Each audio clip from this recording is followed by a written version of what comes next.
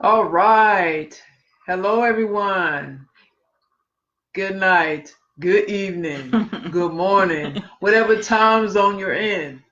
You're tuning in to the Chit Chat Chew Show podcast with your co-hosts Uno and Aisha, also known by Jade. What's going on, everybody? all right. So we have some wonderful topics this evening slash night. Well, of course, y'all know we're still honoring Women's History Month. So, Yes. So we're See that celebrating. See the shirt? See the shirt? Unapologetic Black woman. All right. Unapologetic Black woman slash Women's History Month globally. Yes, ma'am. Yes, ma'am. So of course, y'all know we are highlighting all sorts of women. We're not looking at race. It's just we're honoring great women in general. Whatever contributions and achievements that they've made for society as a whole. Okay, so the four women that we're highlighting tonight and honoring as well is Henrietta Lacks, Stephanie Flowers, Maxine Williams, and there's 10 Muslim women that we are going to actually talk about for Women's History Month. Okay, so I'm going to start it off because, of course, she started off last week. Okay, so let me play it. I don't have to play this because this is one of the biggest reasons I'm talking about her. I thought this was so empowering, and boy, it made me feel great being a Black woman. And I'm telling you, man, she got a lot of heart. I mean, I'm gonna have to play it for y'all to see what I'm talking about. So let me go ahead and pull up this file so you guys can hear it. And while you're doing that, I like to say, hey, Monique from Philly. How you doing, girl? What's going on, Monique? Hey, Monique What's Lewis. going on? How you doing? Hello. Peace and blessings to you. Yes. Yes, Good ma'am. evening. I hope that you are well and your family is well. Happy Women's History Month, which is, of course, we women, it's year round. All the time. We come in different forms, shapes, sizes, ages, skin complexion, all nationalities, you name it, that's what we do. I'm glad that you're great. It's good to know. It's good to know. Absolutely. All right, so I'm going to go ahead and play her name. She's a senator. Just so you guys know, she's a senator, but she's a bold one, and I love it. I love being unapologetic in the courtroom. I mean, sitting in the courtroom. Unapologetic Black woman she is. I'm really curious. I love people who can step out of themselves. I'm surprised you ain't seen this yet. I probably have the way that my brain is set up right now, I've seen and heard all that I need to see and hear for the past few days. But thank you for showing all of that love and thumbs up and all of that, because again, we women, we are very bold, black, white, green, purple, blue. When you are bold and you can step out and you can step out in your truth, it is such a wonderful thing to do. So tune in, guys. Make sure that you listen in. Absolutely, man. This really touched my soul. Like I felt it. It was kind of, no, it was emotional. So let's go ahead and play it, all right? Okay. And this is about to stand your ground, Bill. So you know she'll go into some testy waters with this. Okay. I love but it's it. Understandable because she has a son. Okay. And that's what makes her really awesome. Passionate. Okay, so here we go, guys. I'm going to play it. I love it. Thank you, Monique, so much for the thumbs up and the heart. Yes, standing your truth unapologetically me. Yes, I know that's right, Monique. All right, Monique. Thank you. Don't see some. Yes, she did. Yes.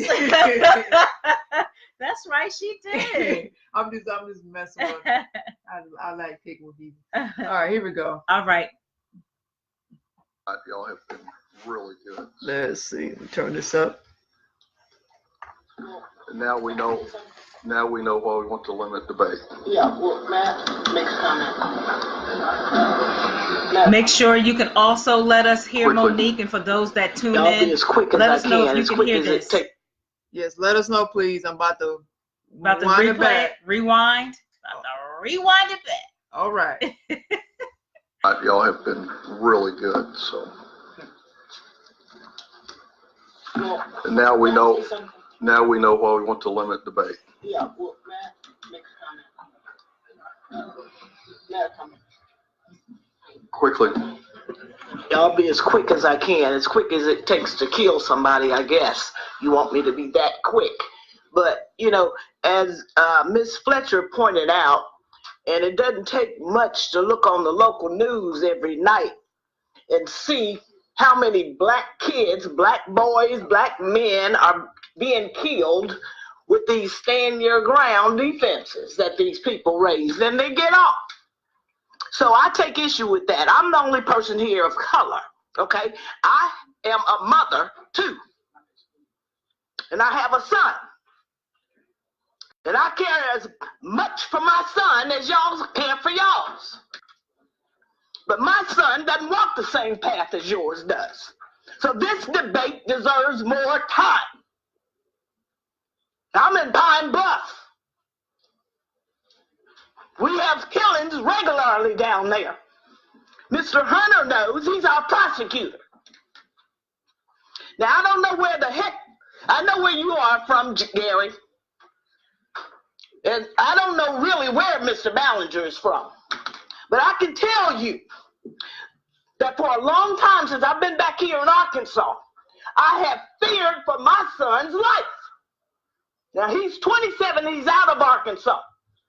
And I thank God he is. When you're bringing up crap like this, it offends me. And then to limit the debate too, this is crazy. You don't have to worry about your children, Will. I worry about my son. And I worry about other little black boys and girls. And people coming into my neighborhood, into my city, saying they got open carry rights, walking down in front of my doggone office in front of the courthouse. That's a bully. Do I have a right to stand my ground with some crazy ass person walking around with a doggone gun? I don't know what the hell he intends to do. But I know I am scared. I feel threatened. Just like some of y'all walking around here up in the legislature with these damn guns. That, what's his name, Garner came in here, walking around here with a damn gun under his coat. You can see the damn print. Senator, you need to stop. No, I don't. Yes, you do. No, I don't. What the hell are you gonna do? Shoot me? Senator shit. What the hell? I'm telling you, this deserves more attention. You want to come up here with all these little NRA bills and bills that Alec have and all that stuff. I'm talking about my son's life. And I'm talking about the lives of other black kids.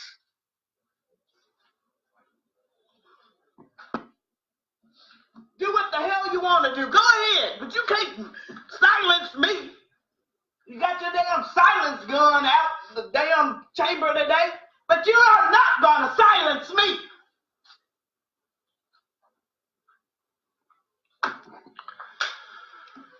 Senator Flowers, if anybody hasn't tried to silence you, it's me.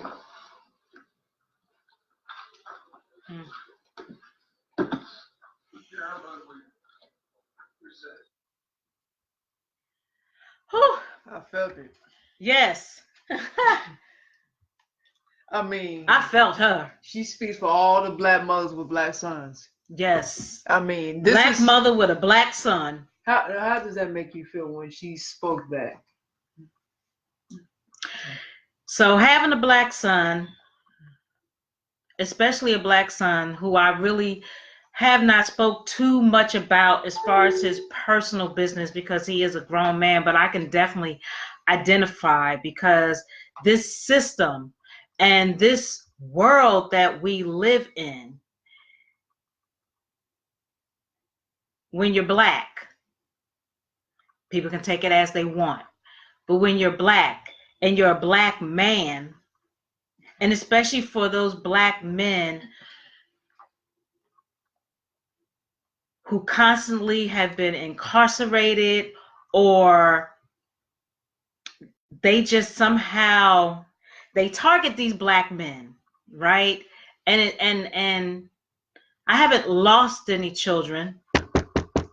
But my heart truly goes out to those people, those mothers, not just people, but those Black mothers who have lost their sons to death or lost their sons to being imprisoned, when a lot of times you have those incarcerated men who should not even be in prison. They get killed.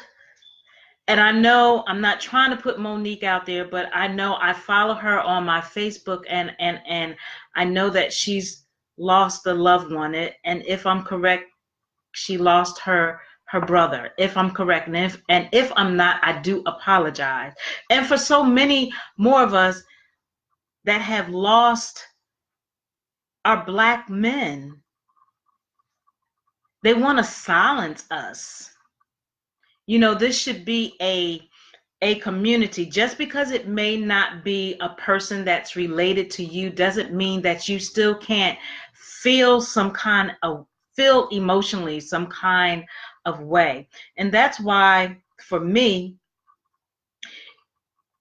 you know, we shouldn't always be in this mentality, well, you know, it wasn't one of mine. Yes, it was. It was one of yours. If we're supposed to be this community of people, we have gotten so, not, in my opinion, not only out of touch, but out of love. And I'm not saying love in an intimate way. We've gotten out of touch spiritually, definitely spiritually, number one, for me. Emotionally, mentally, physically too. And it hurts my heart, whether it's directly or indirectly. No, I'm with you. So that hurts. Like, it hurts. And so always in your mind, you always had that fear of your son losing his life at any given time. Because he's a Black man. He's a Black man. Yes. Mm-hmm.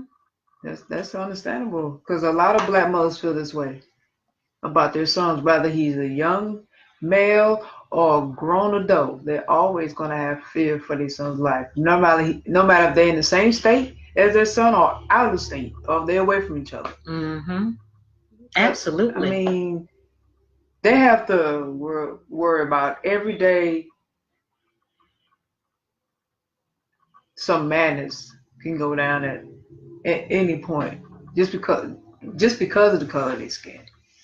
Right. And all the prejudice and racism going on in society. Mm-hmm. The police is just, they're a bunch of thugs, man. Police, Trump supporters. All of them, man. Like just a bunch of them. And you know what else in addition hurts to that is when it's your own people. When it's your own Black people that's hurting, your own Black and brown brothers or sisters that's hurting each other. Right. No, I agree with you. It makes it worse. Because how are we going to try to fight, battle outside fight? We have to fight the fight within our own backyard. Right. In our own backyard. We already got opposition, enough oppositions as it is. And now we got to deal with having the same opposition within our own race. Mm-hmm. Yeah, it's a lot. And she stood up for her son. She's willing to die. And that's where she doesn't care. Our people need to be at. That's where we need to be at. You're right. She didn't care. Mm-mm. It's the spirit. Absolutely. And it's the fact that she has to look out for her son and by any means necessary. And she's a senator, so she's going to use her platform, her tools and resources to ensure that our Black brothers can at least be safe out here, to whatever extent it is. I know she can't do everything, but at least trying to do something to help these young Black men and the older Black men out here. Because, I mean, it's ridiculous, man. Left and right, the brothers getting killed by the police. Never fails. Thank you, Monique, for letting us know that you can hear us hear us very well and hear what was played. And yes, I mean, continued healing and blessing for you, Monique, even losing your brother. I mean, again, I follow Monique on her Facebook, and I could just feel the pain. And it wasn't necessarily my blood, but it was the pain that I felt as well. And because I'm a very intuitive person and empathetic person, I feel people, and to lose someone that's very close to you is words can't even explain. Yes, ma'am. She is definitely speaking her unapologetic. She is definitely speaking. What is she? She is unapologetic Black woman. To the core. Unapologetic Black woman. You continue to speak your truth, ma'am. Definitely. Now that's a strong Black woman. Exactly, and I did see that on Facebook. Okay, I thought you did. No, I did see that. I okay. Definitely saw that. There's no way you couldn't have saw that. Oh no. I saw that quite a few times. You keep speaking in your truth. I believe if she was to lose her life, she's going out for the right reason. She's going out for the right reason and justice, for the justice and the cause for her son. That's a mother. That's what a mother's supposed to do. That's a mother. A real mother's supposed to do. I can't say for every Black mother. Oh, because some mothers, unfortunately, they don't care. They don't. They don't care. They would step over their child. Oh yeah. They just would. But the Black women who have these very key and important positions in the politics definitely should utilize a platform a lot more and speak up about the ills, troubles, and issues we have in our community, because very few is doing it. Most of them is kissing ass, doing everything. The people that's run these, that's in the realm of politics, who have power to them, they just do what's asked and do what's beneficial to everyone instead of being beneficial to their own. Not that there's nothing wrong with helping other people, but you should never put that before your own. You should always put yours first and always speak about the concerns that you have with your own community. So, man, I wish I had a cap, because I would just say, let me twirl that hat and get my hands off. Right. Much respect to that lady. Balls. And what is her name? Stephanie Flowers. Stephanie Flowers. She's a senator. Senator Stephanie Flowers, from Arkansas. Yes, ma'am. That's deep. She has me just feeling some kind of way. I know everybody's family dynamic is different, and I hear you, and I get that, and I can't change that. But when it comes to my 3 immediate blood, which is my mother, my daughter, my son, and I don't care how much we all may have gotten on each other's nerve, past and present, but I will lay down for them. Yep, I sure will. I will lay down for them. That's what a real mother would do. Yeah. Yeah. But I do have an article that's going to tie into what you just heard. That was very powerful. This is actually 5 fast facts you need to know about Stephanie Flowers. This is coming from heavy.com, okay? Now, this was actually updated March 9th. So, Stephanie Flowers is an Arkansas state senator who made headlines across the country after she gave a passionate speech during a debate on her state's Stand Your Ground law. Flowers' speech went viral on social media and was shared by social media users from Sarah Silverman to Kamala Harris. Kamala Harris. We got to speak on her. Yeah, we going Kamala Harris. But I ain't got nothing good to say about her, so we need to speak on it. If I'm going to speak on it, it's going to be something there's a lot of things I don't like, but that's a whole nother conversation.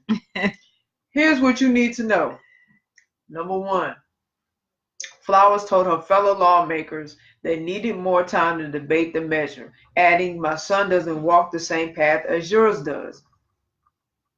And of course, I just got through speaking about Kamala Harris. She has something on Twitter. She tweeted out something. She's saying, it takes courage to speak the truth like State Senator Stephanie Flowers did.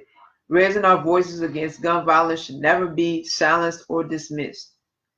Now, Flowers was the only person of color present during a Senate committee debate on Wednesday in the Arkansas State Senate about the state's Stand Your Ground law.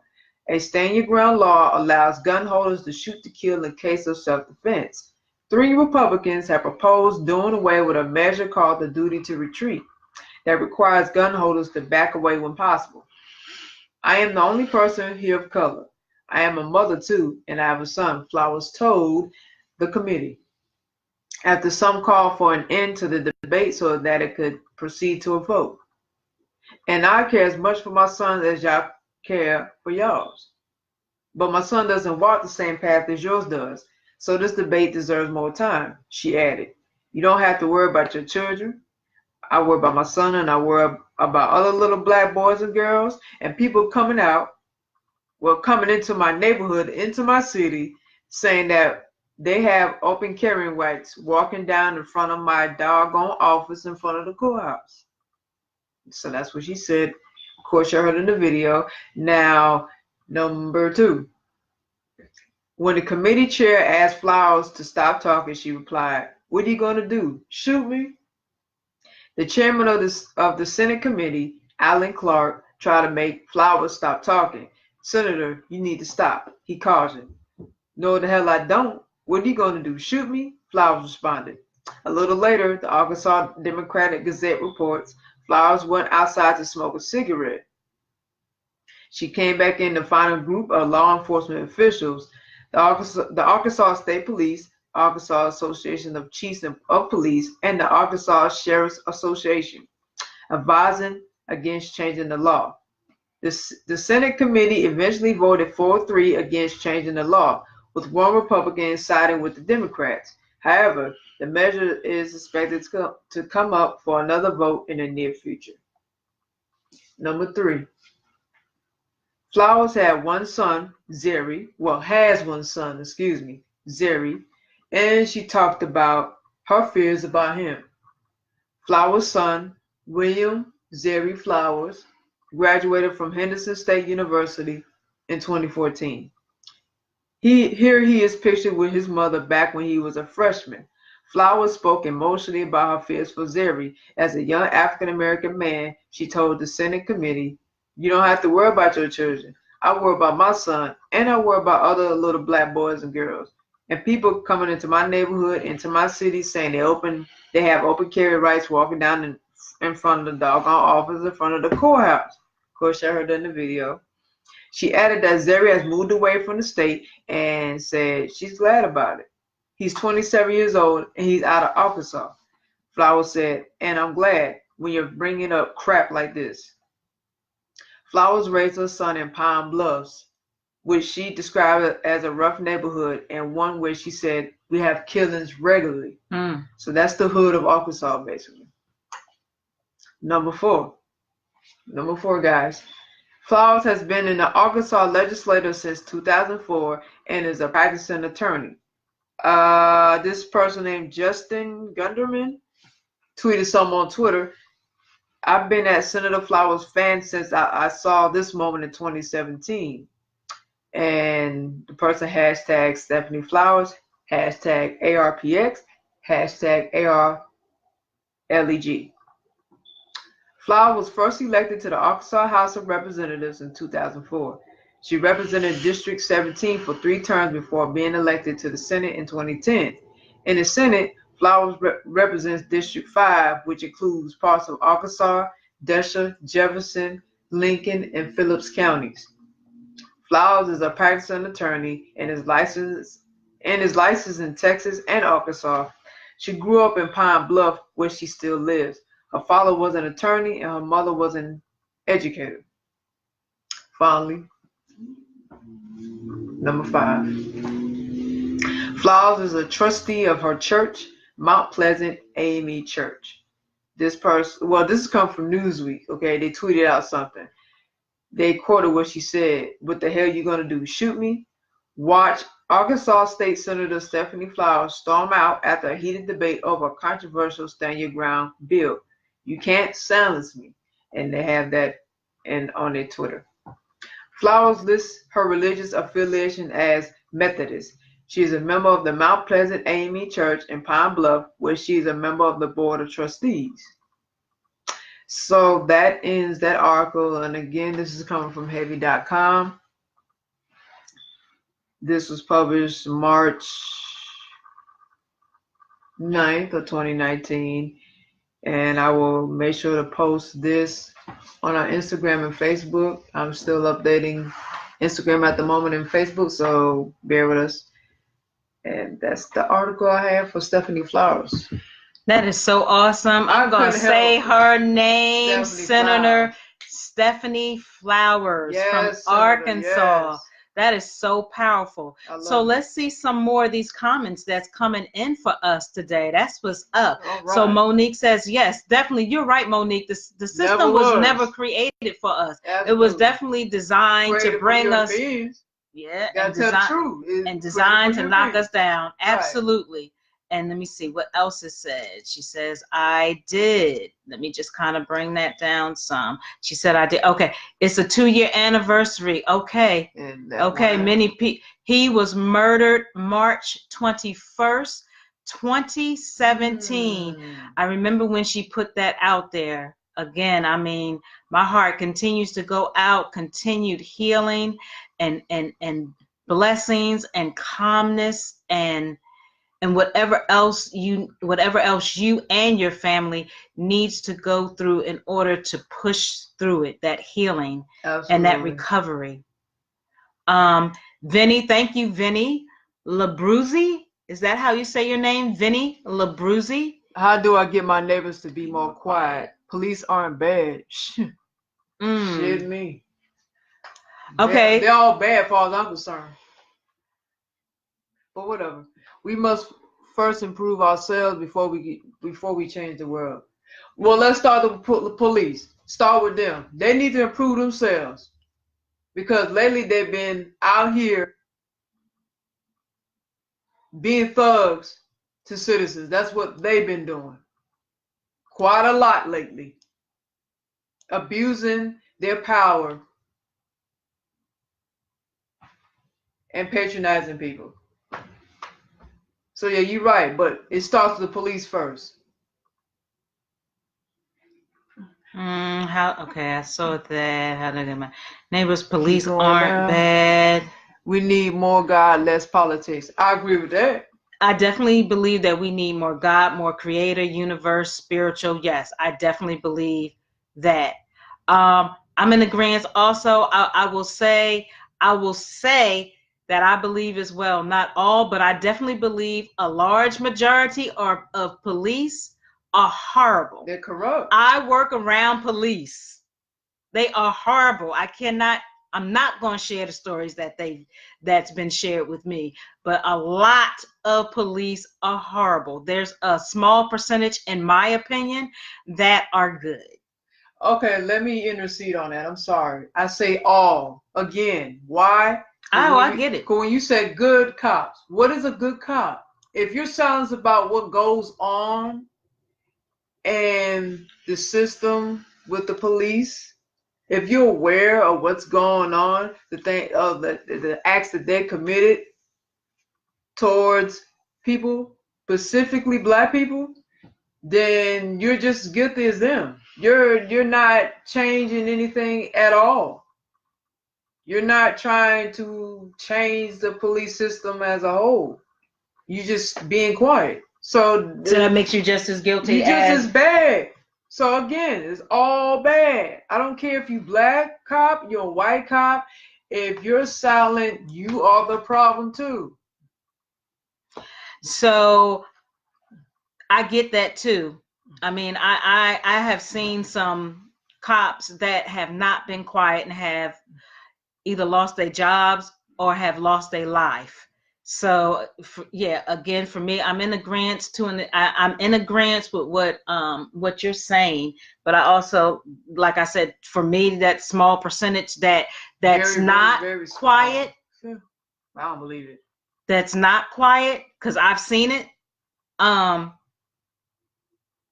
Yeah, it's a very small percentage. Vinny says we have to stop blaming others. We must not bring down others, but rise up ourselves. It's not about bringing down others. It's just being honest about those who are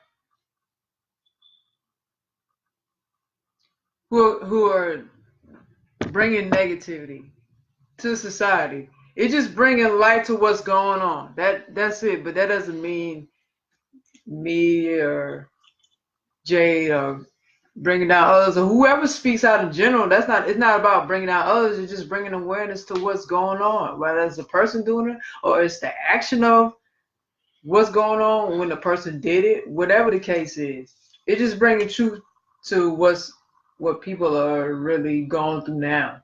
That's pretty much it. But yes, you're right. We must rise up. Absolutely. Monique says truth. She also say facts. I agree. Oops, this thing. What's this say? I'm sorry. How do we? When we see beyond color, we will see humanity. Okay. I wonder if I'll see that in my lifetime, because let me tell you something about, and I hear you, Vinny. I hear it would be very nice if we can look beyond color, but from my experience, I've had white, Asians, blacks. They didn't see beyond color. I've had bad experience from a young age to an adult age currently. I'll be honest with you. I've had Europeans hold a gun to my head and call me the N-word. Okay? So we will see humanity. It would be nice if we could all say all lives matter. Man, but to me, the way I'm set up, I don't believe that everybody believes that. All lives are not mattering. It don't matter. No. I don't see that. It would be nice to say, oh, woo, woo, woo, we all love each other. All of us are just going to get along. Now, don't get me wrong. I'm far from a racist. I have so much different blood in my veins, right? I can get along with most people. You come across sorts of people. But you're going to come across, right? For me, going to come across a lot of different people. And if I'm being let me just be nice to these different people while these people are just totally disrespecting me. Stepping all over. And No. But I appreciate your opinion. I do, Vinny. I definitely, Vinny. And I'm glad that you're coming on here, bringing this up. I'm glad that you're doing that. I really do appreciate you. Thank you for your feedback. I got you. We hear you on that. How do we see past humanity when we are the ones that are constantly persecuted for being black? Yes, girl. You said it. You said it. And I don't think that people when they're non-black, I'm sorry, they don't see it. No, they see this. They see this. How can I be friendly, whether I'm light or whether I'm her color? How can I be friendly and think about humanity when you're wanting to kick me down, when you're wanting to or kill me, when you want to have a gun to my head, when you want to go through my break into my house for no reason? I'm sorry, I don't see that. I don't see that. You can't see past humanity. So don't trust feelings and emotions. Be careful. It's the spirit that should guide us. Want to speak on that one? Don't trust feelings and emotions. Be careful. It's the spirit that should guide us. I agree. I agree with you on emotions, but feelings, I have to disagree with you on that. You're right about the spirit. Because your feelings do guide you as well. So let me ask you this question, Vinny. And again, I definitely appreciate these. I love I love a dialogue like this, because we're going to agree to disagree, and that is okay. So let me ask you, how honestly, okay. So You know what happened? I can't think of his name, but he was the young boy, young European, white male that went up in that church and killed all those people. Where's the humanity in that? Where's the humanity in that? And let me flip it and ask you, how would you feel if a black or a indigenous male came up in your church or your home and killed your family? And killed you. And killed you. Like, would you, how humanity would that be for you? And I'm just asking a question. This is all about dialogue. I just would be really curious your feelings of that. Because I'm going to be honest, like I have in the past, there's no way I'm getting in a circle with no kumbaya saying, let me forgive him. That's just not where I would have been at or probably be at now. I'm a serious work in progress. Some things I can just, it's over the shoulder, over the head. Other things, I don't see it.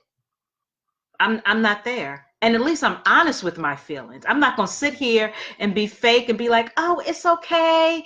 He killed, people in the church and it was okay. And he killed killed a family member and it's okay. And it doesn't matter if he said he completely knew what he was doing. It was nothing mental about him. He knew what he was doing and he did it. And then yet they take him out and they feed him. Like, I feel insulted for those people at that church. Like, I'm insulted for that. Your brother in our face said, yeah, we killed those ends. Now, what are y'all going to do about it? Right. That's basically what they did. So, yes, that's my question. Appreciate you, Day, for joining. And it says your daughter wants to be added my podcast. That's okay. She joined. She good, girl. She good. Okay, so replying to right here. Replying to Vinny, Monique says, go ahead. Not like us, but this is not the time for this debate, sir. Have a great day. Yes, please. Because I was going there, but you said it for me. Because what you sound, I mean, look, I hear you, Vinny. I really do. But no, I can't hear you. I mean, I can't get with you on this one, sir. I'm sorry. Yeah. We're in two different worlds. I mean, for the looks of it, you're white, right? And I'm black. So we have two different experiences and two different realities. Thank you so much. It's really hard. Yes. We have two different realities. You can't see through the frames of what you see. Right. It's definitely two different. Put that up there. Definitely two different worlds. That's for sure. That's for sure. All this love and harmony, and let's all of all nationalities and colors and stuff be in this big ass circle. We all one. We all one. The world, and the reality of it is not going to happen. Never. And that's what I said. It's never. Not going to happen. Never. It's not going to happen. I'm gonna tell you something, Vinny, and to everybody out there, it's never gonna happen. As long as you're black, I'm talking about all the black people, all my black folks, all my indigenous, melanated people. As long as you black, you'll always be a target. You'll always experience racism. You always got to deal with it. You're always going to deal with prejudice. As long as you exist, there's always going to be problems of how you look and even how you are until you leave this earth. And that's it.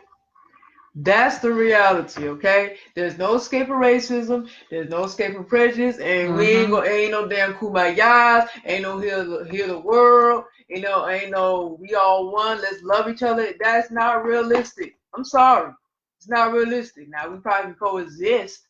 Even that is a limit. That's to a certain degree, right? But I'm sorry, that's just what it is. And so yeah, Vinny.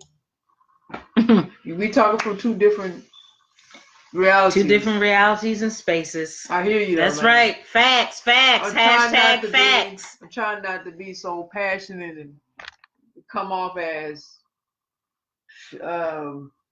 disrespectful or condescending in all these words. So I'm trying to say it without being so offensive. Right.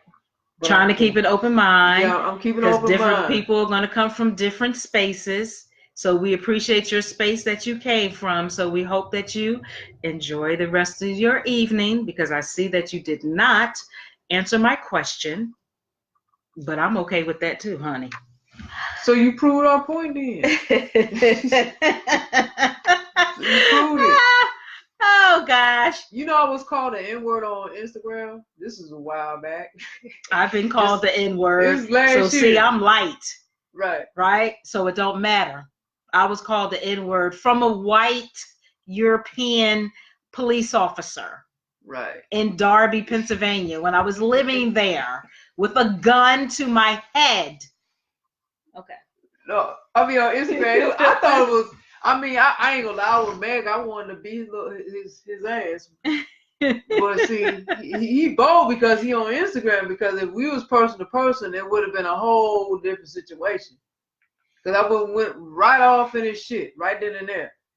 But the reason why he called me an N-word is because there's a picture floating around. It's not floating around like heavy, but you'll see it pop up from time to time. Is a man and a woman and a child, right? They have on a pink pig suit, all right?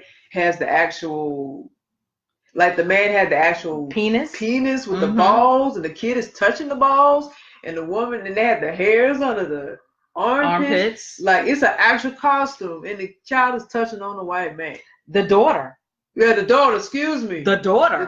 The daughter was touching on the penis and the scrotum balls. Yeah, I remember that. It was some weird, let me just say, weird. It was weird white people shit, okay? Because that's exactly what I called it. And then, matter of fact, I had commented on this on someone else's page because they posted and I commented on it. And then I said, see, white people can't talk about us. As soon as I said that, this white cracker done inserted his ass in the conversation, had nothing to do with him. He got offended because by what I said, as if I'm the only one that says something on the fucking Instagram comment on the page, like I'm the only one that said something in the comments. Oh, let me get it because the way I said it, okay. He took offense to what I said, and then so we're going back and forth, and then he decides to call me the N-word because I hit a nerve. I said, "Oh, is that your people? Do you feel some kind of way? Is that what you do in your spare time?" Like I kept going with it. Like I was hitting a nerve, and I'm proving a point. So if it ain't about hate, if we all one and we all supposed to get along and we're supposed to, see beyond color and we all can get along, then what made you call me that? Mm-hmm. If it's what you say it is. So you full of shit. And that's why I went off in his shit in the first place, because I knew he was full of shit because of what the comments he had.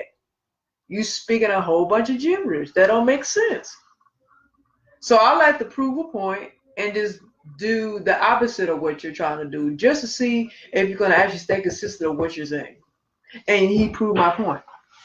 So in the beginning, my attitude, I didn't want to hear nothing he had to say in the first place because it's not realistic and I'm not trying to hear it.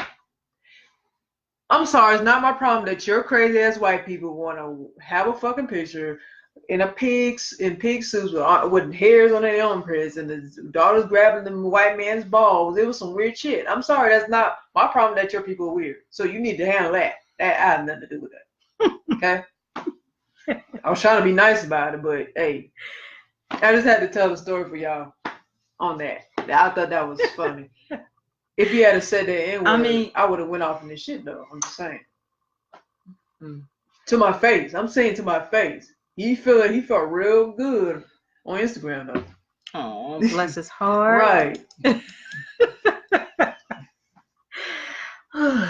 People are so strange. Right. Okay. Any more to add to that? Oh no, I'm good. Well, yes. I'm chill. Senator Stephanie Flowers. Love Stephanie Flowers. my favorite senator. Yes, from Arkansas. Now we need to Make have sure her you do on the your Senate. research. Right. Now that's who I want to advocate for. Okay. Now no damn what's her name, Kamala Harris and I'm talking about in politics in general and Keisha Bottoms, no, or what's her name, the big one, the one that's big now. Oh, Stacey Abrams. Stacey Abrams, like, because they don't stand for nothing. I'm saying, as far as our people, it's good to be universal. I'm not saying there's nothing wrong with it, but you should never put those agendas over your own. Point blank, what are your goals for Black people to ensure that we benefit? They didn't come in with that. So, but Stephanie did. That's clear as day, as you heard. So, and nothing else needs to be said. That's who I will stand behind. Period. Absolutely. Yeah, you're right. So Dede says it is what it is in reference to what me and Uno was talking about and Monique was talking about. Yep, because he ain't. He's not gonna get it. He's not gonna understand. Nah, never. Not at all. This good. Stacey Abrams. You just got to say her. Yeah, Stacey. Nah, I don't. I'm not knocking what she's doing. No. I just don't care for her. I'm sorry. What you want me to say? I don't care for her. Or yes, right, because I'm all for our people. Let me just say that. But I'm not off. It's not to say that I don't. I'm all for our people, but I just feel like Keisha Bottoms, definitely Keisha Bottoms, is not for us. She is not for us. And I get tired of people saying, oh, well, we did it because she Black. Okay, well, I get it because you want to recognize and promote and be there for our Black people, but all Black people are not good people either. You know, and I know that may be hard to swallow for us, but it's true. And I honestly don't believe the reality. Honestly, she is not for us. That smile, that conversation, it's a big facade. That affordable housing, not. What is she doing for Black people? That's my question. My melanated people. Tell me, what is she doing for Black people? Can you tell me something that's tangible? Don't come with that Black because she. No, I don't want to hear that. Same thing. What can she offer us that can push us further economically? If you can't give me an answer, then why the hell is she in the seat? Black people, we gotta stop going off emotions on everything. She is the female Maxine. We need the brains. You see, every other race does it, don't you? They're not going to just put someone in there because they're Asian or they're Latin. So what? They're looking at what can you do for us? If we're going to invest not only our vote, but if we're going to actually also invest financially, we need to be benefited off this exchange. Does that make sense? That's common sense. Black people, we have no value in what we're doing at all. We just vote for people just because. Like, come on, we gotta do better for 2019. Right. Let us not just get in our feelings just because they walk in our neighborhood, really. You probably won't even ever see them in your neighborhood again. Nope. I mean, don't you get this by now? It's seriously. All yes. It's promotion. Okay? Keisha Bottoms, yes. She's a fake. Yes, she is. She's a fake. Absolutely. She can't offend us nothing. Offer us nothing. She can't offer us nothing. We go off of color. Yes, we do. That's the truth. We sure do. Yeah. I'm not saying nothing wrong with that. There's nothing wrong for supporting, but we need to hold them accountable and hold us accountable as well. You have to give me more than you just being an indigenous Black person. You got to give me more. That's true. Got to give me more. And we as indigenous people also have to hold them accountable and hold ourselves accountable. Okay? We cannot just rely on them. I don't care. That's globally across. That's not just here in Atlanta. That's globally. We have to hold ourselves accountable as well as holding them accountable. We run our mouths for everything else. Can we run our mouths for something else? Can we run our mouths for this when it comes to this whole... That actually is critical. That's critical. Exactly. And important. Yes. You're right. Yes. We entertain a lot of nonsense. We don't entertain the things that are actually going to help us. That's the... a fortunate part. Mm-hmm. Yeah. Yeah, about that. Yeah. Okay. Okay, so we're going to move forward to the next powerful woman for Women's History Month. Her name is Maxine Williams. This is coming from yeswecode.org. Yeswecode.org. USA Today, Maxine Williams, the face of Facebook on diversity. This is coming from Menlo Park, California. So Maxine Williams is very visible on the Facebook campus, and not just because she's one of the few Black people working here. With its ambitions encircling the globe, diversity has become a top priority at the giant social network. As global head of diversity, Williams is the one charged with making Facebook's workforce better reflect the demographics of its users. Like most major high-tech companies in Silicon Valley, the giant social network is mostly staffed by white and Asian men. Yet Facebook users are predominantly women and span every race and ethnicity. Most of the more than 1.3 billion users are not even in North America. That means Facebook must tap a variety of perspectives, experiences, and backgrounds, Williams said in an interview. For Facebook, diversity is imperative to our future growth. If we don't get it right, we risk losing relevance in an incredibly diverse world. Facebook began owning up to its diversity problem last year. In 2014, leading technology companies released data showing they vastly underemploy African Americans, Hispanics, and women. Technology companies are mainly staffed by men. African Americans and Hispanics make up 5% of the company's workforces compared with 14% nationally. That's a serious challenge for this high-tech industry. Whites are expected to become a minority in the U.S. by 2044, and Latino and African American buying power is on the rise. Intel last week pledged $300 million to the hiring and retention of women and underrepresented minorities, the largest investment yet in a diversity initiative by a technology company. Though Facebook caters to a broad cross-section of consumers, it employs few Blacks and Hispanics. 2% of U.S. Facebook workers are Black. 4% of Facebook's workers in the U.S. are Hispanic. 2% are Black. Fewer than a third of its workers around the world are women. To attract more Blacks and Hispanics, Williams says Facebook is trying to make it known that we want you. Facebook is supporting programs such as Yes We Code and Code 2040 that are trying to grow the ranks of minorities in high tech. It has been working with students and the administrations of historically Black universities and colleges. And it has initiatives to recruit more underrepresented minorities, including Facebook University, an internship program for college freshmen interested in computer science, and Facebook Academy, which is an internship program for Bay Area high school students and underserved communities.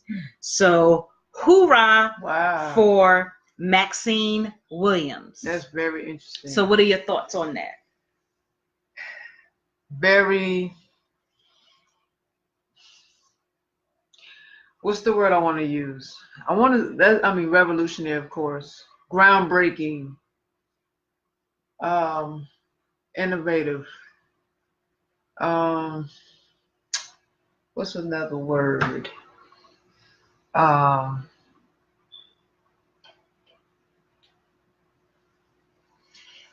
Can't think of another word yet. But those words that I just used is to explain what she just did.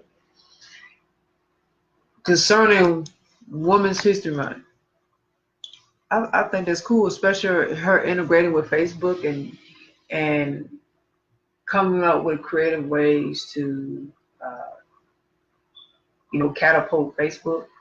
And then being a black woman at that, as an executive, is a really huge accomplishment. Because normally those kind of seats are seated for Europeans. Um, Part of it, a portion of it, of course, not only European men, but also European women. Mm-hmm. But for a black woman to have that power is really awesome to hear. And she can change the world through cyberspace. Just the web itself, like on that platform, she can change a lot of things.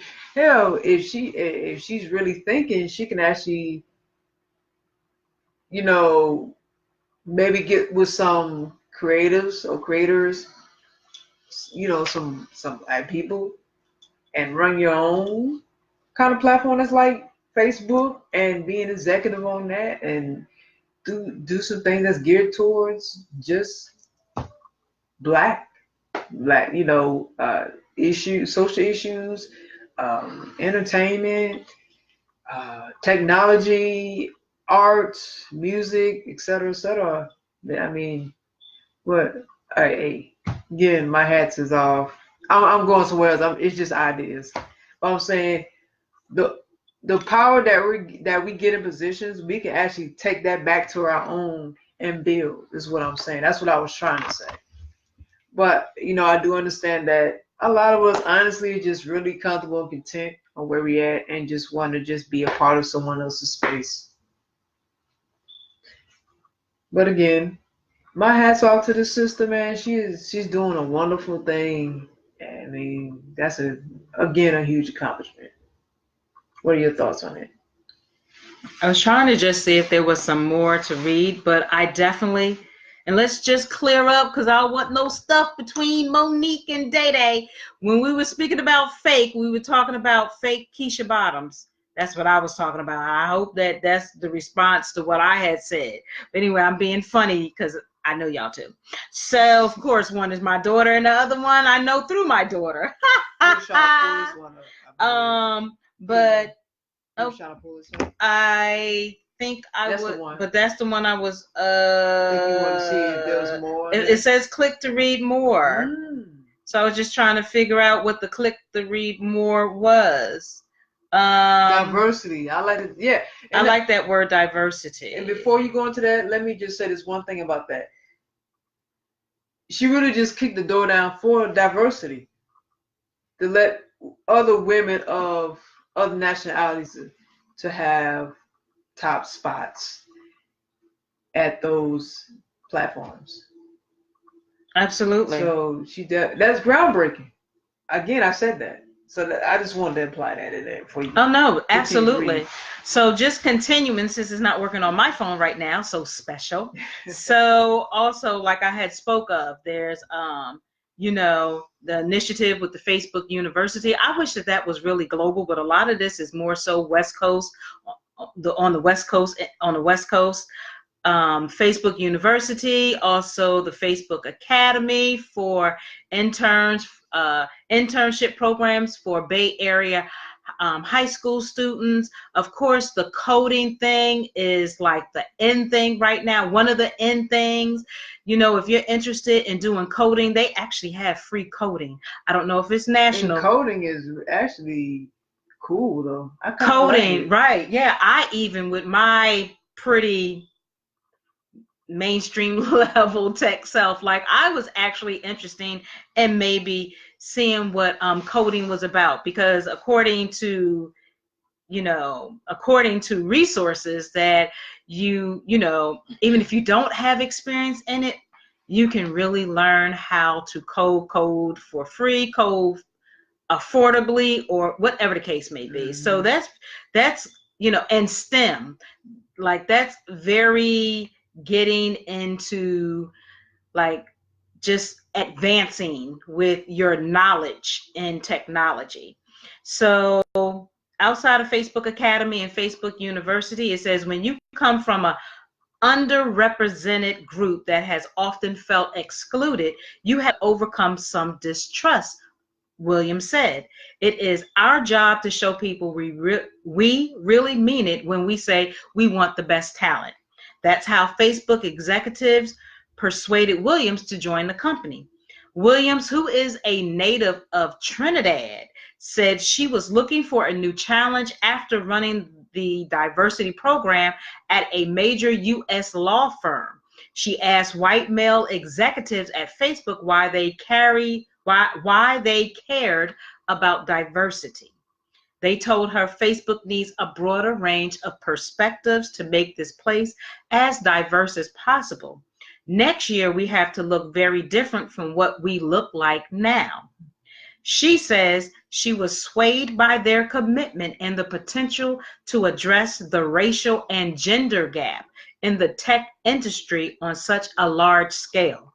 If you did it right, I didn't think you would just change a company, but you could change an industry and you could change the world, according to Williams. Born in Trinidad, one of 3 children raised by a single mother, William remembers covering her head with a pillow to muffle the melodies of a small pan band, so she could fall asleep during carnival season. She says she was always a seeker, not a settler, and was eager to set out and explore the world. So she applied to a Reach school, Yale University. When the interview with an alumni fell flat, she tried a ting to find common ground. Just try a ting. On Trinidad means assume there is no limit to what you can achieve. That's what that ting means. Assume there is no limit to what you can achieve. William asked the Yale alumni who ran a research institute about his work. Soon they were deep in conversation about the ethics of intentionally ending life. When she was waitlisted at Yale, Williams tried another ting. I like that ting. She borrowed a video recorder, set up a tripod, and made a VHS tape of what a great addition she would be to Yale. She was accepted. At Yale, she created her own major in Caribbean studies, then studied law at Oxford University. As a Rhodes Scholar, she practiced law in Trinidad and taught law at the University of West Indies. She continued to roam professionally, trying her hand at being an on-air commentator, an actress, and a human rights coordinator, all while working as an attorney. Some thought she was spreading herself too thin. She says she thought of it as gaining a diversity of experience. Interesting. In 2006, she took a job creating a more diverse work culture for White and Case, the international law firm that trailed in representation of women and minorities, became a diversity trailblazer. Next is changing a company from the inside out. Williams joined Facebook back in 2013 with buy-in from the top. Okay. Williams takes the stage at all hands meetings, makes presentations to new hires, and leads diversity hackathons. Her team weighs in on some product decisions, such as the introduction of custom gender, which lets Facebook users identify themselves as transgender or transsexuals among many options. How cool is that? I think what is going to make the difference between companies that get it right and those that stay stuck are those companies that have a culture where everyone is interested and invested in diversity. Asked why diversity matters to her, Williams answers in a personal way. She recalls being told she could not join her brother's cricket club in Trinidad because she was a girl. Ooh. Being told as an immigrant speaking out against injustice, if you don't like it, go back to where you came from. I know that's right. And being evicted from her apartment because of the color of her skin. See that, Vinny? How about that? We're all supposed to love each other, right? It's about humanity. But clearly you don't see that act at all. I know and care deeply about the difference which opportunity and diversity make to the quality of what we can produce together. According to, says Williams, not according, says Williams. It is an honor and a blessing to work on leveraging the power of diversity every day. So that is so cool. Thank you very much. That is so cool because there needs to be diversity. What we need to stop worrying about, people, is if we're transgender, transsexual, if we're part of the LGBT community, heterosexual, who's doing who, how many times we're doing who, worrying about the wrong thing. That is not your lane. Leave it alone. Focus on what's important. Focus what's important and focus on yourself. Right. Let's have diversity. Why not? What's wrong with it? If no one is hurting you, they're minding their own business. We all should be able to advance and be able to be blessed with the benefits. Not, ooh, girl, ooh, boy, child, please, fish, this. Can we just stop? It's old. All this hate, man. It's old. It's hate. This shade and this strong dislike. And, well, if you was this color, okay, I get kind of all of that, but we are moving forward into 2020 and beyond. So yes, let's, like you said, let's focus. Let's have some diversity. But I will say also, everybody's not going to agree to disagree. We're going to agree to disagree. Everybody's not going to agree on the same thing. I do understand that. I get that. I had to say that because I know there's things I do talk about that I don't agree with. Yeah. And likewise. But I hear what you're saying. That's definitely true. And likewise. I just know for the people out there, it's not realistic either. Right. You know? Absolutely. But there's, excuse me, as people in general, there's a lot of things as people, as humans, we need to work on. That's it. It takes a lot of work. It does. It takes a lot of work. I totally agree. I'm not saying that everybody's going to agree with how I feel, because I agree and disagree.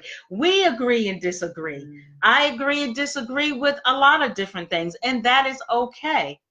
I respect what space you in, as long as you're not trying to hurt me, mine, and go out here and do the madness. I get it. I get it. So yes, I definitely agree, especially in speaking from the workplace. It would be nice to have diversity. Will it always happen? No. Will people agree with straight people all the time? No. LGBT community? No. So I get it. I do get it. Yeah. I do get it. But it's nice when it happens. I'll say that. Yeah, it's nice. It's nice when it do happen. Even me, even her, any of us, we need to work on, like you said, just stopping the madness and just really try to understand each other and work with each other and just focus on your own business and not everybody else's. Right. That's what it's about. Shade, she asked, what are we talking about? What is it? She trying to figure out what we're talking about.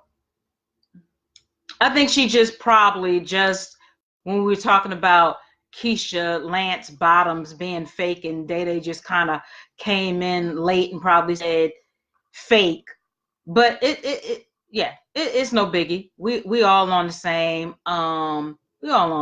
page. Shoot, our own president ain't offering us anything. No, not for who is that? 45. Who our president? That's your president, ain't mine. Don't put no our president. Our own president. Who president? Ain't my president. That's your president, girl. That's your president. That ain't my president. I ain't vote for him. The creator is my president. That's funny. Can you dig that? LOL. I know. The creator is my president. Okay. That says a lot in itself. creator of this wonderful universe. Yes. Yes, yes, yes. Yeah. That's the one who has the final Say and this on all the everything. final word on everything. Can't we all just get along? I know, right, girl? Can't we? Wouldn't that be That's wonderful? True. That's true. LGBTQ don't even. Girl, yes, I've been saying that too. I say that too, girl. Child, please. Yes, I sure do. Yes, I say that. LGBTQ definitely don't be getting along with each other, honey. It's true. I don't care where you at. Philly, Jersey, Atlanta, Cali. We sure don't. We don't get along. We don't get along. That's true. We throw a lot of shade on each other. Do. We sure do. I bump heads with LGBTQ people. I bump heads with them. Not that I give a damn, but I bump heads with them. So that tell you, yeah, we don't get along sometimes. We sure don't. Sometimes I ain't gonna say, let's not make it like, oh, we just hate each other. No. Sometimes we don't agree on the same thing. We don't. Absolutely, yeah. We don't get along with each other. You see how we so divided? Heck no. You said that with a quick. Heck no. Heck no. Hey, I can imagine her saying that. I can imagine her saying it too. Her man probably went, heck no.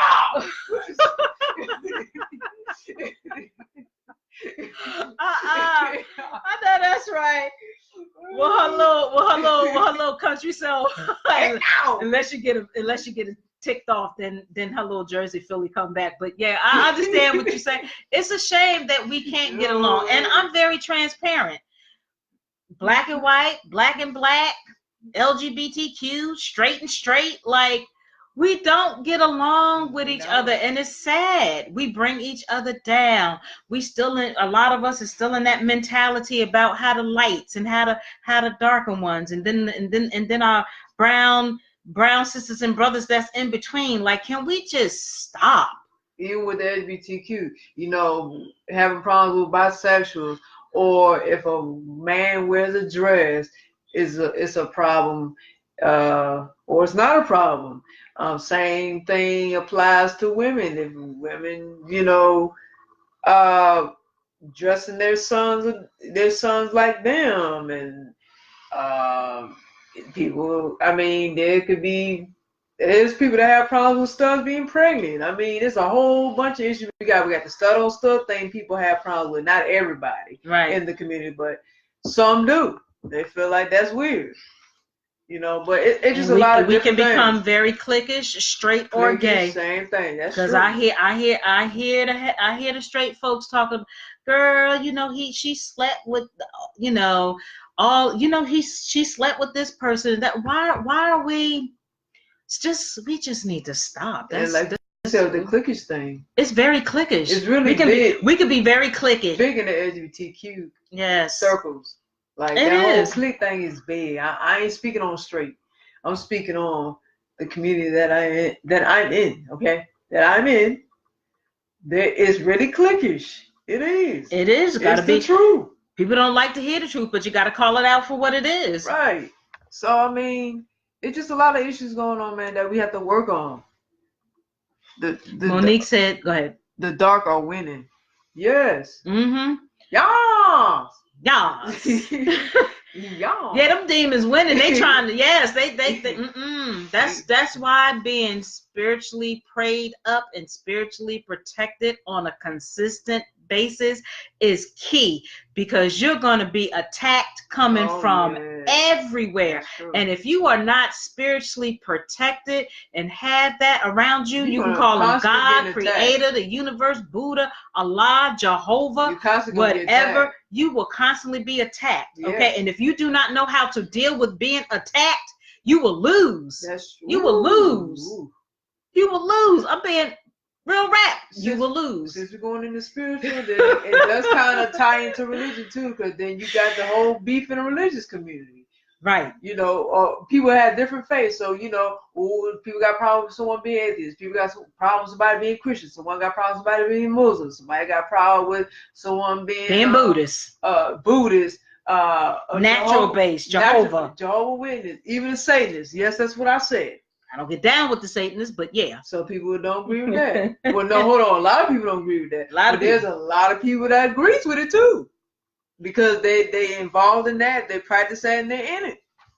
So it's beasts all over the place, man. It's just issues everywhere. Right.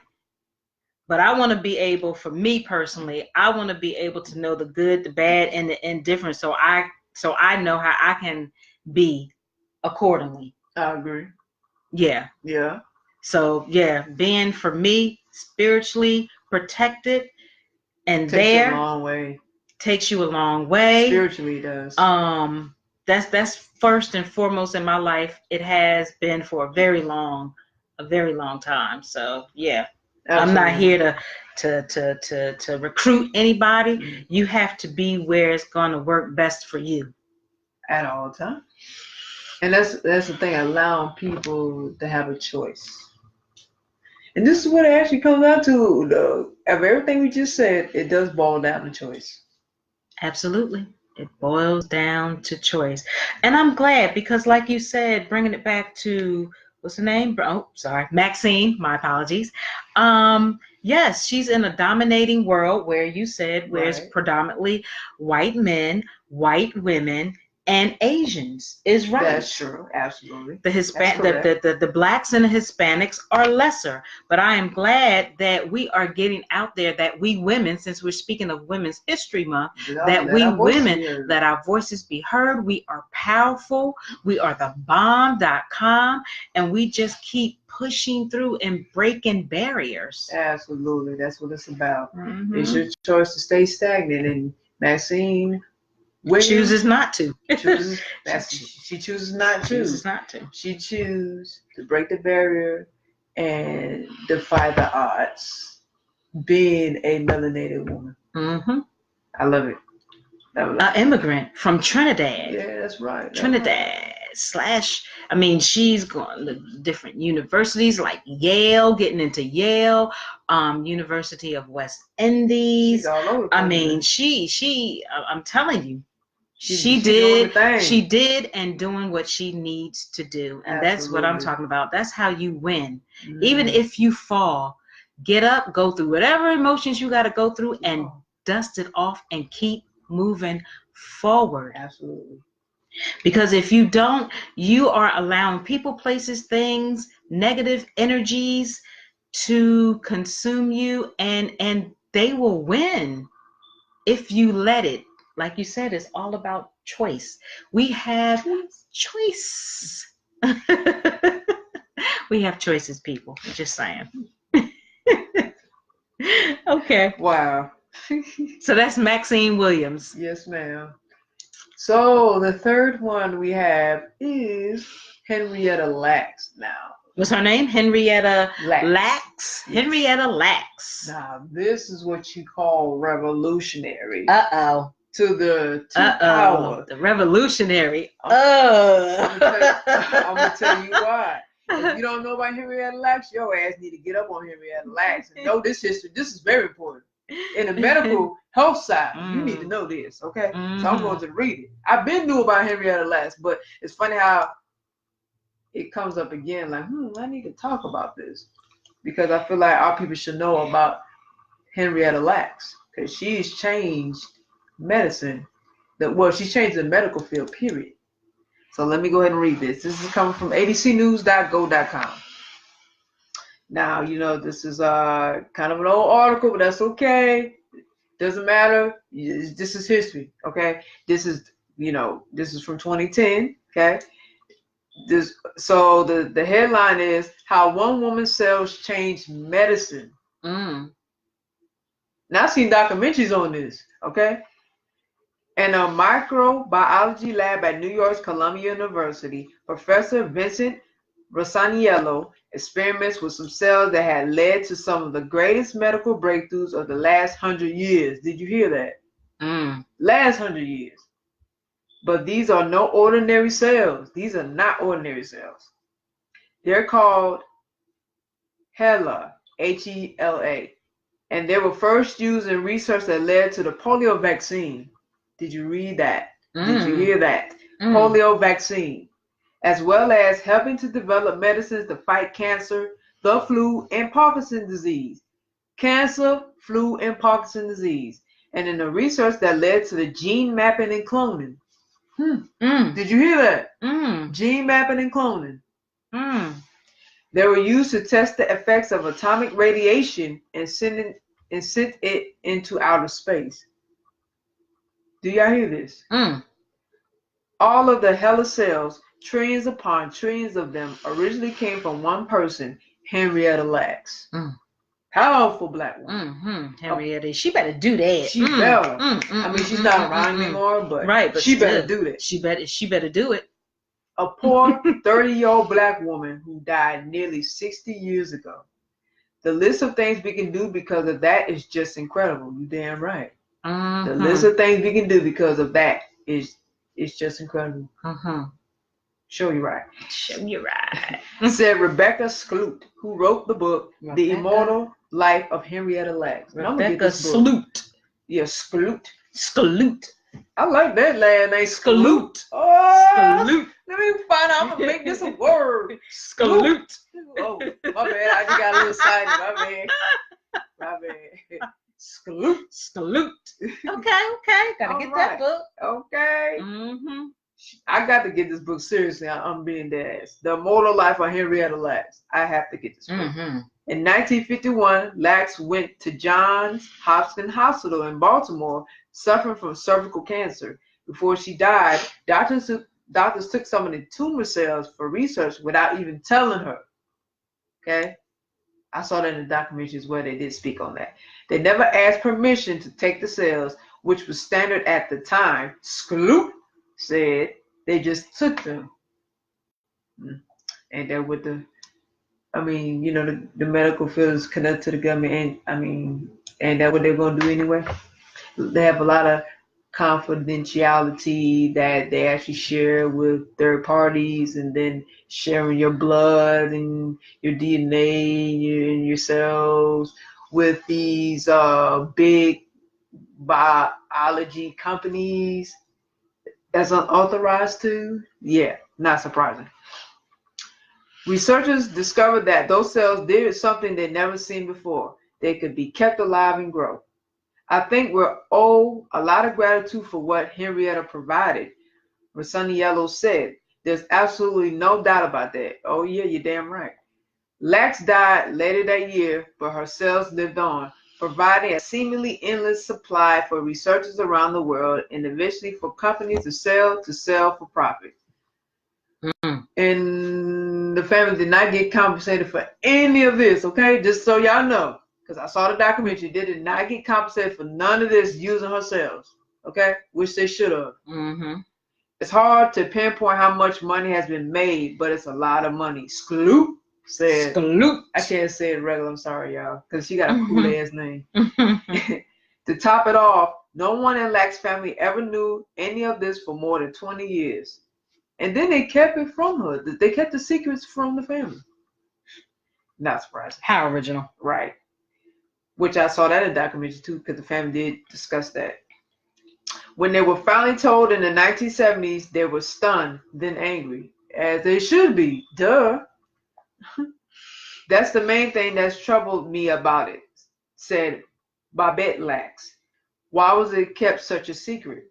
While companies that sold HeLa cells made billions, Henrietta's family had little money, and perhaps the greatest irony, some of them could not afford health insurance. Now, if they had more knowledge of far as patenting her cells, they could have protected Henrietta's physical legacy. Not only that, but ensuring wealth for the families down the line. Take care, everyone is taken care of. But you see, if you don't have knowledge of, finance and business and doing contracts and such and such and such, this is what happens. As Lacks' family learned more about the medical advances from HeLa cells, the anger gave way to pride. Which makes me happy about is something that my mother has contributed to the world, said Henrietta's son, Sonny. To this day, Lacks cells have led to major medical breakthroughs, and the companies selling her cells make billions of dollars. To this day, her family has never been paid a cent, nor been given an apology. I mean, that's the government for you. And yes, they work with the government. That's what I said. Because that's true. They work hand in hand. So that's the problem. Of course, the government making sure the rich stay rich and the poor stay poor. It's about class. Right. I mean, it's very unfortunate that they went through that. I feel that's some crap. But they really should have got compensated for this. If nothing else, they should have got compensated for all of this, for all their generations. When it started with Henrietta Lacks, I'm saying after her. Mm-hmm. During her and after her. The whole family line should have been secured, period. But you know, that's the greedy ass business. But I mean, other than that, man, I mean, wow. Every time I hear about this, when I talk about this and just hear about it, by Henrietta, it blows me away because I mean, she really changed the world. Mm-hmm. Right. Medically, okay. Mm-hmm. She did that. That is the biggest monumental, largest contribution to humanity that you can get. I don't know what else to say for Women's History Month. What do you think about this? I mean, it's awesome. You pretty much summed it up. I mean, you know, it's just a shame, class and government and things like that. Like Monique says, oh yes, they are still using her parts. Yes, they are. Yes, ma'am. For research. Sure. Mm-hmm. And Day, you said you don't know anything about her. Well, guess what, Better honey? get up on her then. Definitely make sure in your free time that you look her up, as well as all these other ladies. And this will be posted up, so you don't have to worry about that. This is in the Chit Chat Chew Show Facebook page, so you can definitely just Google these individuals' names and read further on it, you know, when you feel like you want to do so you can educate yourself. That's why I always say, you know, knowledge is everything. Yes, ma'am. We can take our time out to do everything else, and I'm speaking in general. We can take our time out to do everything else, you know what I'm saying? But take our time out for history, you know, black or white, to be honest. But I mean, because we've spoke about for the sake of black, definitely like look it up and read it, because again, we have for Women's History Month, we've spoke about Latinos, we've spoke about Native American, European woman. I really would like to, before this month is out, speak about this Japanese lady into the Asian people, and I have some things I would like to speak about as well. Yo peeps. Yo peeps. Well, that is your peeps. You a Blasian. And you know, I got some stuff mixed all up in me too. So we definitely want to you know, make it universal. I still would like to speak more about the indigenous Native Americans, the more black or Native Americans. So maybe that can be our next week's closing out the month of doing that. So I mean, it's for me, honestly, going through school, I've always liked history. I've always liked history because I like doing research and I like finding out things, even if it's good, bad, or indifferent, I still want to know it. Right? So when you get the time, that's why it's so very important to do your research, do some reading up on it and stuff like that, because it's just very important for us to know. I went to an event on Saturday, and it was at the Auburn Avenue Library. I'm still the ambassador for these libraries, whichever ones is open, because I love going to the library. They have scholarships for these programs to keep going on, and this art to be put in their building, and the art is just wonderful. Some of it is easy to grab. Some of it really makes you think. Some of them make you laugh. Some of them make you get angry. Some of them make you cry. It's just history, and I love history. And so Saturday, real quick, I went to this event. It was hosted by Sisters of Tomorrow. Her name, Sisters of Tomorrow. Yes. The founder is Carla Morrison. Look her up, Sisters of Tomorrow.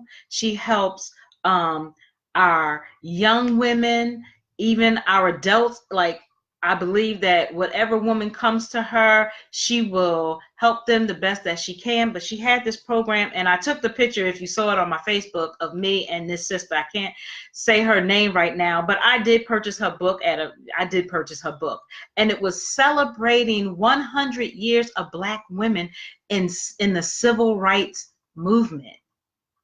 And it's so awesome. I wish I should have pulled the book out. I got the book right there. So it's in that bag right there, in that Macy's bag. Okay. And it's so awesome. Like, it has pictures and it has thank you. Sorry. And again, it's called Atlanta and the Civil Rights Movement. Can y'all see that? Atlanta and the Civil Rights Movement, 1944 to 1968. And it is written by Karchik Sims Alvarado. Yeah. Okay, so it's doctor. She has a PhD, honey. Light-skinned sister. She better go ahead with her Semite self. If you saw it on Facebook, you saw I took a picture of her. So Dr. Karchik Sims Alvarado. Images of America, Atlanta, and the Civil Rights Movement, 1944 to 1968. And I've heard you guys should get you a copy. Actually, get you a copy. Go on Amazon. I don't know if you're going to pay the same price as I did, but it shouldn't matter. We can do everything else. We can support each other. I haven't had a chance, but she showed some of the pictures. I'm gonna give you a copy. She showed some of the pictures, okay. and had some other stuff in there too. And so I heard her speak before at Atlanta at the Auburn Library, and it was just so awesome. She is a very smart, intelligent woman. Don't let that light skin and that professional, don't let it fool you, honey, because she can be just as cute and professional and speak right, and she can get right down raunchy, and she's not fake about it. That's what I like. She is straight raw when she need to be. So it was just very exciting, very empowering. We had women of all shapes, sizes, ages, Black, white, Muslim sisters there. Hey, so it was just nice to know that we could all get along and not have drama and actually learn, right? Learn some education. I love it. I live for history and knowledge. So I just want to say that little part. Stole Her Cells is still going on. Just watch the movie Get Out. Oh, cool. Oh, yes, girl. Watch. Cool. Yes. Oh, yeah. That's right. That movie tells it all, man. That movie definitely tells it all. So if you people have not seen Get Out, please do so. Please also read by Jordan Peele. Absolutely. Also read about Henrietta Lacks. Please do. Stephanie Flowers, Maxine Williams. I mean, you can just. And I want you guys to also read on the last one we're going to do that Jade is going to actually end it off with. Yes. So. Yes, it is. Oh, I guess it. Okay, I thought I was, because it said new comment. Okay, it'll do it. It'll do it. I'm pushing a little. I'm clicking on the thing way too fast. I'm not giving it enough time. I failed history class. Really? I failed history class. LOL. Yeah. Girl, but guess what? You made it up in summer school, so don't play, because you know mother doesn't play. Okay. So also, yes, they pull out them Johns and go educate. Pull out them Johns, honey, because you're gonna go to school and get educated. Don't front. Okay. So yes, Day Google Works, Day Libraries. Hello, you so funny. Okay. So the last, and appreciate you guys for those that are tuning in live, my daughter Day and Monique. We definitely appreciate y'all. Also appreciate those that are listening, because there's quite a few of you guys listening, tuning in, even though you're not live, you're actually listening, however that works. So thank you very much. It's like 43 plus listening. So thank you. Appreciate it. Because this is very, very important. So first, let me say assalamu alaikum, because I'm going to be speaking about 10 Muslim women you should have learned about in history class. These are 10 Muslim women you should have learned about in history class. Peace and blessings upon you. Peace and blessings. So if I'm saying salam. Yes, any words, names, first or last, I mess up on, I'm apologizing in advance, okay? Just to let you know. I can definitely relate to that. I mean, because I grew up in a Muslim household, so I definitely can relate. Though I didn't grow up in a Muslim household from birth, I did practice Islam. I did. For anybody who knows me, I did practice Islam for a brief while. So it's all good with me. Learned lessons, learned experience. It was beautiful. It still is beautiful. It was a beautiful experience. It's a beautiful experience. Yes. I believe it's a beautiful religion. It's the people who mess it up. Yeah. Okay. You ain't lying. So again, these 10 Muslim women you should have learned about in history class. This is actually coming from hellogiggles.com. Okay. So that's cute. So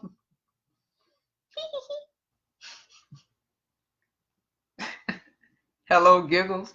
Yeah, it said Hello Giggles. I believe it. HelloGiggles.com. Hello Giggles. Add a sound effect. So this was published March 8th, 2019. So March is Women's History Month, and to honor the occasion, we're creating space for the women history forgot, for the women who deserve a place in our textbooks, because they definitely don't teach this in textbooks, honey. For the women whose voices should echo. This series is for them. Okay?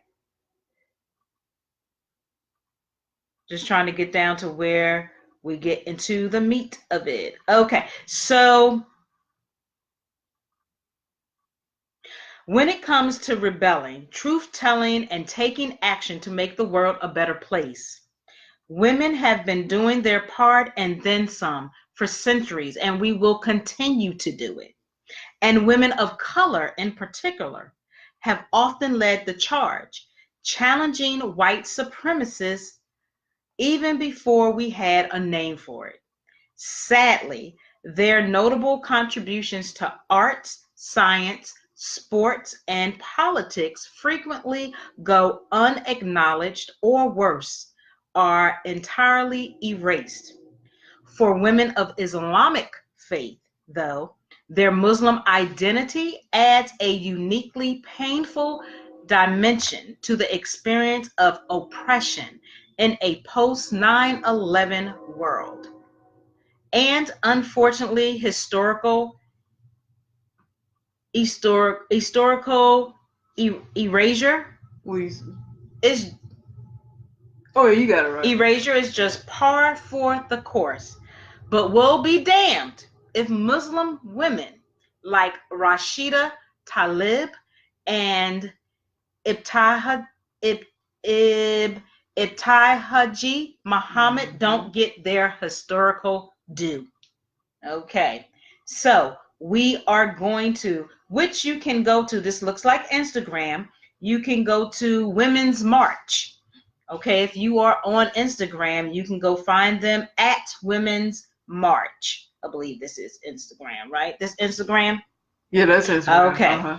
So, in honor of Women's History Month, we want to celebrate the Muslim women whose persistence, resilience, and ingenuity changed the course of history, shaped modern society, and paved the way for women across industries, disciplines, and time.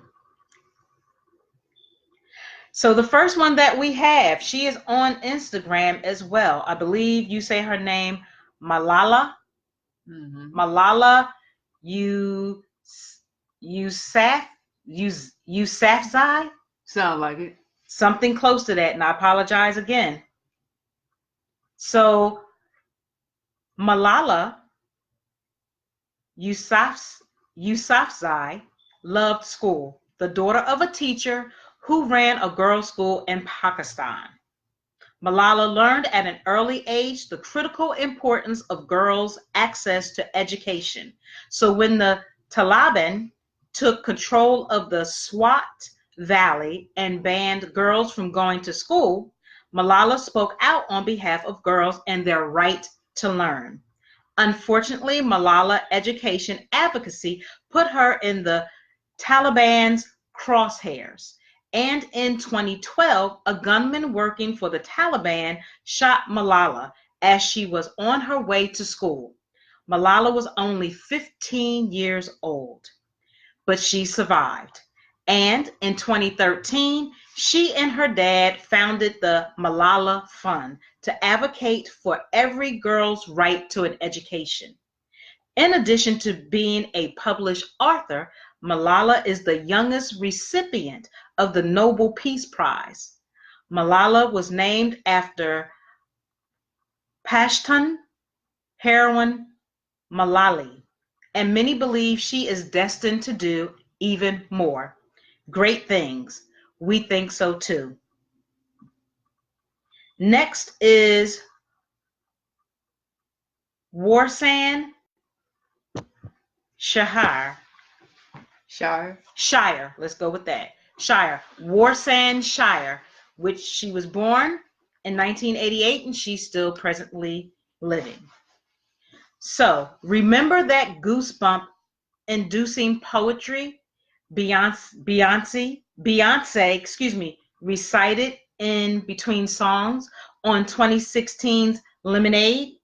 Anybody remember that poetry? If not, go to look up YouTube Beyonce song Lemonade, and there's a poetry that she recited. Okay, so Warsan Shire, she wrote it. Okay, the Kenyan-born, British-bred wordsmith's big break came in 2013 when she won Brunel University's first African Poetry Prize. A year later, at 25 years old, Shire was named the first young poet.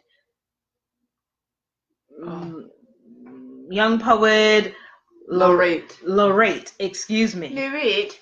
The first young poet laureate for London and chosen as Queensland, Australia's poet in residence. Shire celebrated poetry published in journals, magazines, and her own chapbooks. Covers a wide range of issues and challenges, cultural assumptions about gender, war, sex, and more. If you're like us, her words stay with you. Most importantly, her poems give audiences a fuller understanding of Muslim womanhood and help women, and Muslim women in particular, feel a sense of belonging. Next is Fatima Al-Fari. She transitioned in 880 CE. Wow. 880 CE. Fatima Al-Fari.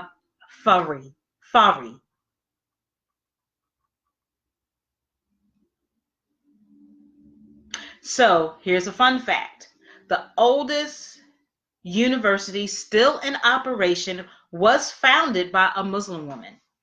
In 859 CE, Fatima Al-Fari founded the University of Al-Qarawiyyi in Fez, Morocco. The hallowed institution began as a mosque, but soon expanded into a full-service university. In fact, it has educated hundreds of thousands of students across centuries, and it was the first institution of its kind ever to award degrees. What's more is that the university played a crucial role in the cultural exchange and transfer of knowledge between Muslims and Europeans. So, for example, it is believed that Pope Sylvester II, a university who was a university alumni, brought the use of zero and Arabic numerals to Europe following his studies there. And for extra credit, there is a library that still stands as the oldest in the world and houses Islam's most valuable manuscripts. Boy, wouldn't I like to read that. Ooh, I would love to. Ooh, I love artifacts. Oh, that'd be deep, girl. I love sacred artifacts. Yeah, that's my thing. I would love to read that. The next is Nana Asmayu. Nana Asmayu, who was born 1793 and transitioned 1864. Wow. Beautiful lady, isn't she? Yeah, she's beautiful. Her name is beautiful. That's what caught me. Yes. So, a poet, princess, and teacher, Nana Asmayu is widely considered the foremother of modern feminism in Africa.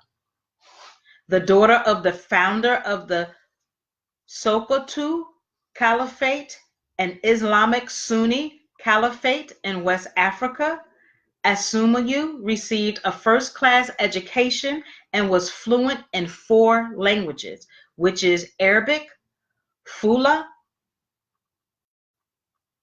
Hausa, and Tamashek, Tereg, and literate in 3. But her poetry really put her on the map, in part because many of her poems advocated for women leaders, and women's rights. In fact, Asmayu used her own poems as a teaching tool, training a large network of women as educators in her native Nigeria. The women known collectively as Yan Taru, Taru, then traveled to rural villages within the caliphate and educated women, providing them knowledge that they could then pass on to other women. Nigeria has honored Asmayu and her remarkable contributions to women's education by naming a number of Islamic women's organizations, schools, and meeting halls after her.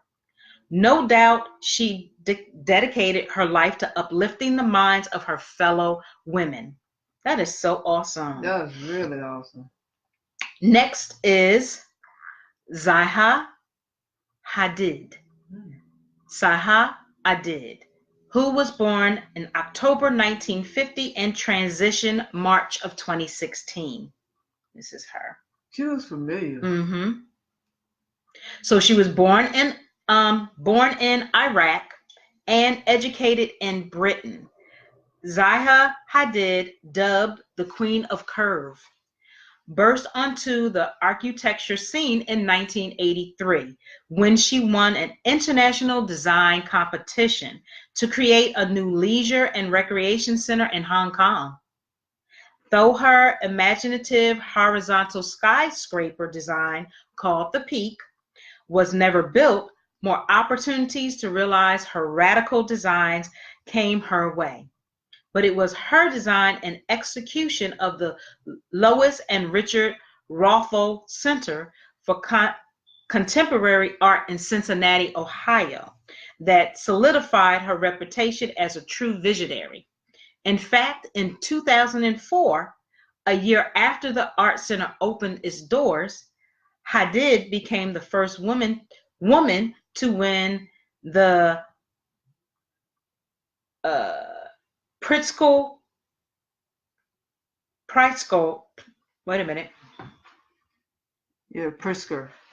Prize, which is also known as the Architecture's Nobel. But that's not all. In honor of her countless achievements in architecture, in 2012, Hadid was made a Dame Commander of the Order of the British Empire, one of the Britain's highest honors. She was also the first woman in her own right to receive the Royal Institute of British Architects Royal Gold Medal in 2016.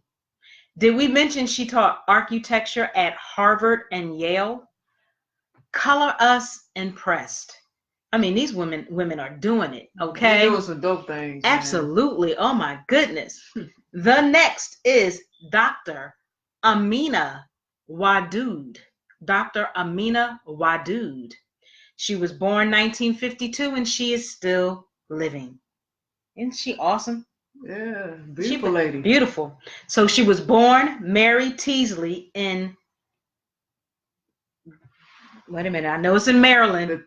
Bethesda, getting tongue-tied. Bethesda, Maryland in 1953 and raised Methodist. Dr. Amina Wadud converted to Islam in 1972 and soon after officially changed her name. A scholar of Arabic and Islamic studies, Wadud specialized in gender and Quranic concentrations. She was also a professor of religion and philosophy until 2008 when she retired from teaching.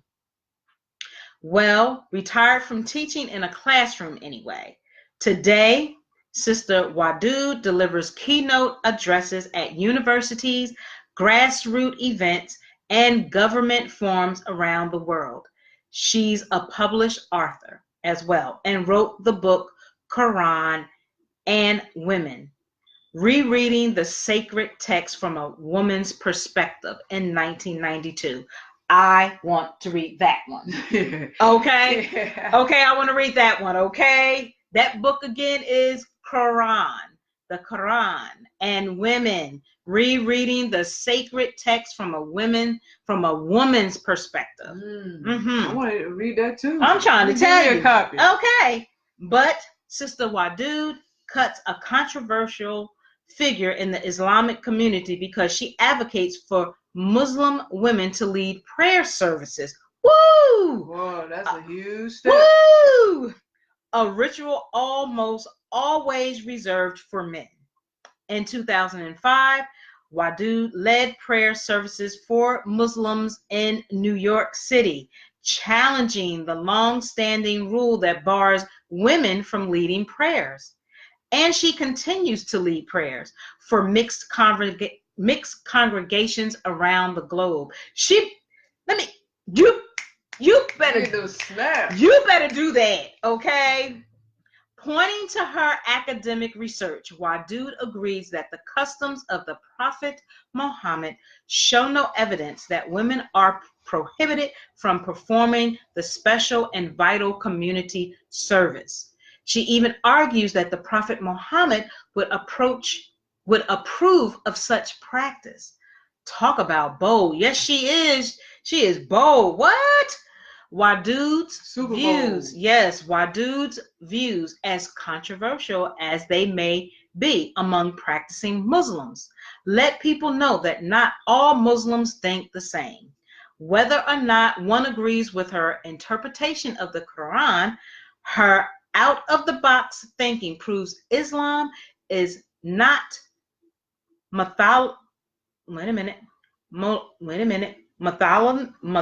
oh God, I'm getting tongue-tied again. What are you looking at? Right here. Monolithic. See, I'm getting tongue-tied again. Not monolithic, and that within one faith, there exists a diversity of perspectives. The next is Dr. Hawa Abdi. Dr. Hawa Abdi. She was born 1947 and she is still living. So she was born in Mogadishu. Mogadishu, Somalia. In 1947, Dr. Hawa grew up in poverty. Her mother died when Dr. Hawa was 12 years old, and Dr. Hawa was put in charge of raising her 4 sisters.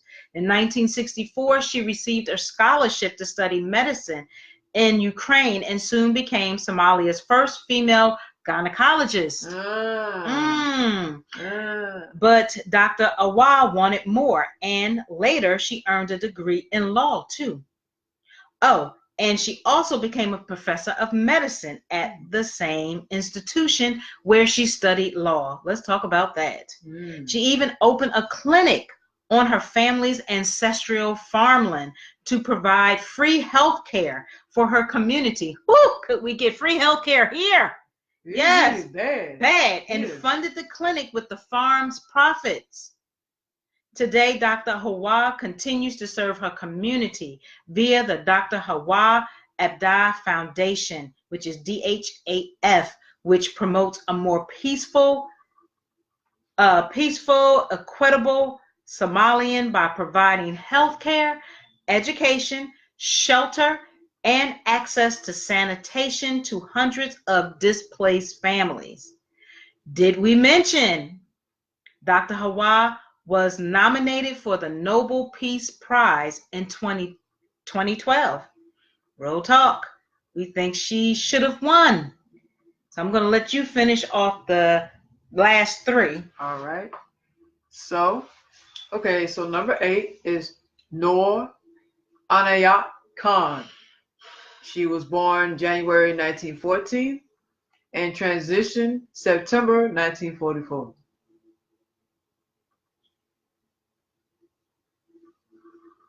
Educated in Paris, Noor Anayat Khan escaped to England and joined the Women's Auxiliary Air Force, or short for WAAF, in 1940. Following the fall of France to German forces, 2 years later, Khan became the Special Operations Executive's first female radio operator and was deployed back to France in 1943 to transmit messages to England about what was happening on the ground in a Nazi-occupied nation. She managed to evade capture for a time, but then in October 1943, Khan was betrayed by a French woman and arrested by the Gestapo. In 1944, after suffering months of imprisonment and torture at Dachau, the German Gestapo shot and killed her. Her final words of the firing squad raised their weapons, liberty. To honor her bravery, she was awarded the George Cross posthumously, the distinction awarded for acts of the greatest heroism or for most conspicuous courage in circumstance of extreme danger. Is one of the highest civilian decorations in the United Kingdom bestows. France recognized her with the Croix de Guerre too. And in 2012, a memorial commemorating her service was erected in London. Number 9, Samira Moussa, born March 1917, transitioned August 1952. First female Egyptian nuclear scientist, first woman to earn a doctorate in atomic radiation from Cairo University. Hold on. Yeah. Wait a minute. Okay. I thought it was that lady I thought like, dang. Okay, but I see it down there. Okay, yeah. I mean, all right. First woman to, have a doctorate in atomic radiation, okay, from Cairo University. First woman to hold a professional academic post at the university. Samira Moussa was such a nuclear whiz that while in the United States on a Fulbright scholarship, she became the first U.S. non-citizen to tour American atomic energy facilities, which caused quite the stir. Moussa believed the medical use of nuclear technology was the wave of the future, and she wanted to make it accessible. She famously said, "I'll make nuclear treatment as available as cheap as aspirin," but she wanted to protect against nuclear hazards too. Excuse me. So she organized the International Atomic Energy for Peace Conference and invited prominent scientists to brainstorm solutions. Through the circumstances surrounding her sudden death in 1952 remain a mystery, one thing's for sure, Moussa's contributions to the field of nuclear science are remarkable. Last and finally, the last person is Tawakkol Carmen. Born February 1979, and presently she's still alive, okay? So she's not She has not transitioned. She is still living. Let's see here. Known as Mother of the Revolution in her native Yemen, Tawaka Carmen became the public face of the Yemeni uprising in 2011. A journalist and human rights advocate, Carmen founded Women Journalists Without Change, which stands for short for WJWC, in 2005 to promote freedom of expression and democratic rights and provide media skills to journalists. The organization also produced regular reports on human rights abuses in Yemen. To date, the WJWC has documented more than 50 cases of attacks and unjust sentences against newspapers and journalists. In 2011, Carmen became the first Yemeni, the first Arab woman, and the second Muslim woman to win the Nobel Peace Prize, and recognition of her work advocating on behalf of women and their full participation in the peace-building process in Yemen. She is also one of the youngest recipients of the Nobel, second only to Malala Yousafzai. So that's coming from HelloGiggles.com, and these are the powerful powerful, strongest, wonderful, greatest 10 Muslim women you should have learned about in history class. Absolutely. One-on-one, baby. One-on-one. Peace and blessings to all of them. Yes, ma'am. I mean, you see how much diversity that there is? There's so much diversity. And when you do research, you'll find a lot of things out. There are some truths to some things and there are not truths. So you should use your discernment, as Uno says, to make sure that you find the correct information. And when you do, it's just like, wow. Right. You know what I'm saying? I mean, I'm a very extroverted type of person, introverted too, but extroverted. But I just love doing research though. The older that I get, I just love doing more research because it helps me learn a lot. And I can do this for hours. I could do this for hours. Right. I could do so sad. I could do this for hours. No, it's not sad. Let me change that. It is not sad, honey. I can do this for hours. Just like I can do I'm diverse. And this is one of the diverse things that I love to do, and that's research and learning history. I'm gonna tell you what's sad. I mean, it is what it is. People do what they do. Tell you what's sad. Getting drunk every weekend. You gonna do something besides getting drunk every weekend? You doing history? That's sad. Doing history on how I get drunk. What's the research in that? How do I get drunk? You hurt yourself. You put a wear and tear on your body. You do realize that those who drink every weekend get tore up to the floor. Just try to have a diverse mind, even if you're an introvert. Try to have a diverse mind, right? I'll take your word for that. You said the introvert. I'll take your word. You're right. Whether you're an extrovert or introvert, try to have a diverse mind, one footstep at a time. Mm-hmm. So we are done. Go ahead. Read what she said at the bottom. We gave her props earlier. No props for Monique. Her and Monique are messing with each other because Monique is telling Day like, Google, honey, do the research, go to the libraries in your spare time when you can. Let them know, Monique. Let them know. So yes, it's very important. Learn all that you can learn, do some research. That's why we have phones. That's why we have tablets, laptops. You have all of that. So you're paying for your phone, right? You're paying for your phone, so utilize it, okay? That's all I'm just speaking in general. Utilize your phone. Use the GPS, Google Map, Lyft, right? Your email, right? Just utilize all the features that you have, right? I mean, otherwise, why you even paying for the phone? You're not going to use it besides the internet. Absolutely. Come on now. So this is looking a little shady here. Okay, so I want to catch it before trying to close out on it. So thank you guys. Henrietta Lacks, we spoke about. Stephanie Flowers. Maxine Williams. Let me say Senator Stephanie Flowers. Yes. Senator Maxine Flowers. Maxine Williams and Henrietta Lacks and the 10 Muslim women, all peace and blessings, You all are praises amazing.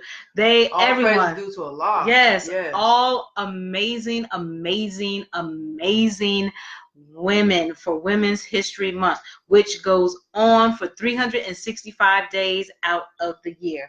You can give them the social media, and we are done. Let me say my little spiel, because I'm just going to be quiet after that.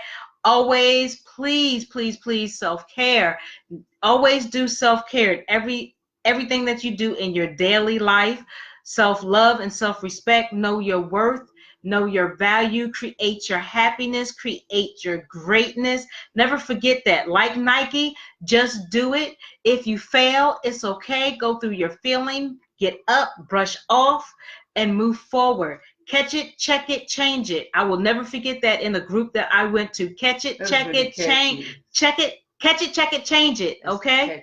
Yeah, definitely. Do that for yourself, guys. You will never know how great you can be until you try. Learn about yourself. Learn about your history. Learn other history, because it's good to know other history as well. Okay? Just stop being lazy. We do have choices. We have to stop just, patting each other. We got to give some tough love. It comes from a good. I come from a good place with it's tough love, and tough love come from a good place. And I do it. I do self tough love. I'm gonna be honest. I do self tough love. I try not to be hard on myself, but I try to have those reminders to check myself when I need to, because you need to do that. Okay, the world don't care about you. Just gonna keep it 100. The world don't care about you, so you better care about yourself. Okay, so that's all I have to say. I hope y'all have an awesome evening and a beautiful tomorrow on purpose. So that's all I have to say, and you can go right ahead. I'm being quiet. All right, so I'm gonna say all the social media, even the website, everything. You can get it all out in one stroke. So that didn't sound right, but yeah, okay. So Instagram. Get it all out in one stroke. Stop. Mama, I went so far. Okay, go ahead. Social media now. Okay, we're live. Hello. Go ahead. Instagram at Chit Chat 2 Show Podcast. Make sure you follow us on Instagram. We have a Twitter at CCCS_podcast. Once again, at CCCS_podcast. Follow us on Twitter. Make sure you tweet about us and our show. We have a YouTube. Make sure you subscribe to our channel, Chit Chat 2 Show Podcast. Okay? Like our shows. Make sure you hit the bell for notifications to get updates about our show and what we got going on surrounding our show. Also, we would like for you to comment if you can. Negative feedback, positive feedback, whatever feedback you have. We appreciate it. Thank you so much. Love it or hate it. Or love it or like it. We have what else? Okay, so the website, all right? Now, the website, should I get the website? I'm going to say it all in one stroke. I guess, can you find it? Can you find it when you give it? Do you want me to say the website? No, I don't know. Can you find it? Have you tried it? No, I'm not being funny, people. Yeah, sure. Don't keep throwing me. I don't know if I want to say it now. Let me go skip on to something else. I don't know if we can find it. Shut up. You gonna say it. Come on before it go off. Come on now. Okay. Look, just let's see. I could give our Facebook. I forgot to say that. The Chit Chat 2. So it's Chit Chat 2 Show, LLC. Once again, Chit Chat 2 Show, LLC. Like us on Facebook. The website, I'm going to just hold off on that. I'm going to hold off, okay? Not going to say nothing about that. I'll hold off. For a very good reason why we're holding off, all right? I don't want to put it out there. We have a Be Authentic Facebook as well, so make sure you hit us up there. Support it, like it, be authentic. Oh, I was about to say that, but yeah. Be Authentic Products, Boss Swag, BAWSE, not BOSS, BAWSE, Boss Swag. Make sure you go like the page, okay? Got the products on deck. Got all what you need. We have We also have a Be Authentic Instagram. So make sure you follow us on Instagram, Be Authentic. Okay, like us there. We also, you don't have a broad swag on Instagram, do you know? No. Okay. What am I missing? We have a, oh yeah. Shameless plug. Aisha Speaks Jade. Make sure you follow her on Facebook. Please go support her public speaking page, okay? She has some wonderful content. I actually be checking out some of her stuff. I'm like, the things she be saying. Yes, you is.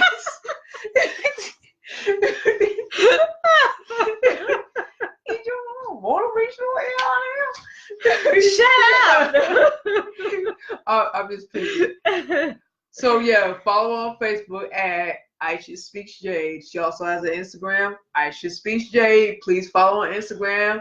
The videos are posted up there. All the content. Go support it. She does have a YouTube as well and a LinkedIn. But before I go to LinkedIn, the YouTube, subscribe to her channel, Aisha Speaks Jade. All the content is uploaded. Make sure you like, comment, negative feedback, positive, please.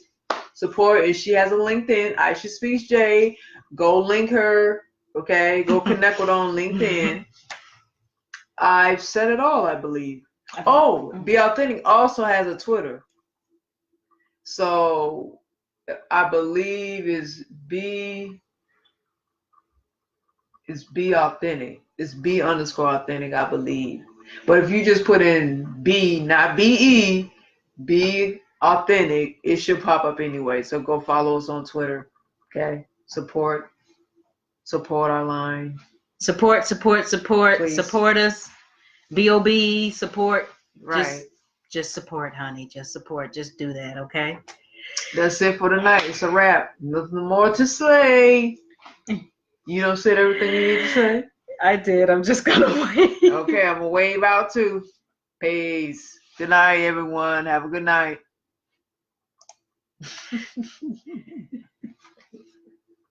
You so silly.